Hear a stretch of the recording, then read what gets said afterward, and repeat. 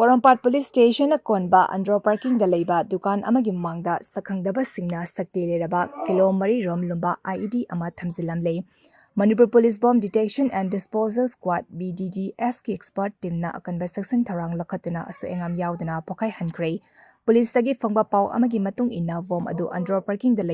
CIA Enterprises koba dukan amagi mamangda korfu amagi manungda haplaga thamlambani. Dukan adugi mapugi mamingna wahengbam chengcheng sei kuntra hundoi apokpa wahengbam jadumani kawi wangoi wahengbam lekai dagini housing na Andro Parking da leibani hari ngasi ayu pung 13 rom tarakpa dwaida lambi chatpa singna korfu ama bag manungda haplaga dukan adugi mamangda lairamba ubadagi Porompat Police ta pau piduna posak adu yenglubada vom oiramba yabagi chingnaba leibadagi Porompat Police ki team aduna CID Technical BDDS ki expert team kauduna yenglubada korfu adugi manungda mobile phone na trigger oina sijinnaduna kilo 3 rom lumba IED ama yaramkibani bom ni haiba khanglakpadagi wangkai Andro lambi thingzinjuna bom adu numit yungba matung pung ama minute ni funipan chatpa matamda mai pakna